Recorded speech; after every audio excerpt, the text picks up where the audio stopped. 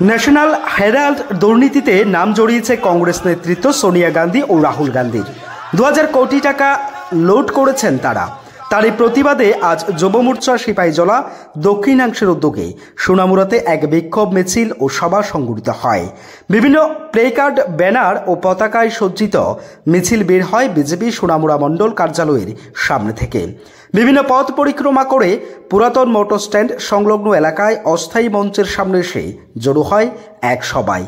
এ সভায় উপস্থিত ছিলেন যুব মোর্চার সিপাহীজলা জেলা দক্ষিণ অংশের সভাপতি সোপাঙ্কু সরকার, নলচর বিধানসভা কেন্দ্রের বিধায়ক কিশোর বর্মন, বিজেপি সিপাহীজলা দক্ষিণাংশের সভাপতি উত্তম দাস সহ বিভিন্ন মণ্ডলের মণ্ডল সভাপতিরা। দিনের এই সভায় ভাষণ রাখতে গিয়ে যুব মোর্চার জেলা সভাপতি সোপাঙ্কু সরকার বলেন, কংগ্রেস মানে দুর্নীতি। যে পত্রিকা ব্রিটিশদের অপশাসন থেকে লড়াইয়ের সাহস যোগায় ভারতবাসীদের, ভারতের স্বাধীনতা সংগ্রামকে উজ্জীবিত রাখার সাহস যোগাতো, সেই পত্রিকার শেয়ার কিনে বিভিন্নভাবে চক্রান্ত করে কংগ্রেস দল 2000 কোটি টাকা লুট করেছে এই হেরাল্ড কেলেঙ্কারির মাধ্যমে। এদিনের এই যুব মোর্চার উদ্যোগে আয়োজিত এই বিক্ষোভ মিছিল ছিল সবার বিজেপি কর্মী সমর্থকদের উপস্থিতিটাও ছিল লক্ষণীয়।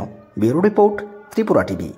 আপনারা জানেন ন্যাশনাল হেরাল্ড একটি পত্রিকার নাম, যেটা স্বাধীনতার আগে এই ভারতবর্ষের 5000 স্বাধীনতা সংগ্রামী মিলে ব্রিটিশদের বিরুদ্ধে লড়াই করার জন্য এই পত্রিকা নির্মাণ করা হয়েছিল।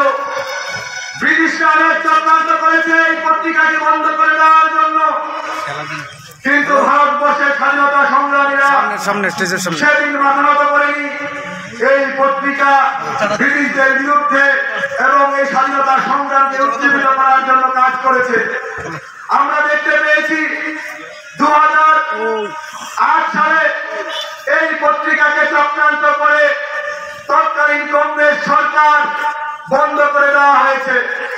তার কারণ ন্যাশনাল হেরাল্ডের কোটি কোটি টাকার 2000 কোটি টাকার উপর সম্পত্তির উপর এই কংগ্রেস পরিবারের লুট চলতেছিল। এই কংগ্রেস পরিবারের লুটের পরিণতি সেই স্বাধীনতা সংগ্রামীদের অপমান করে সেই ন্যাশনাল হেরাল্ড পত্রিকাকে বন্ধ করে দেওয়া হয়েছিল মাত্র 90 কোটি টাকা লোনের জন্য। কে লোন দিয়েছে? ভারতবর্ষের সংবিধানকে অপমান করে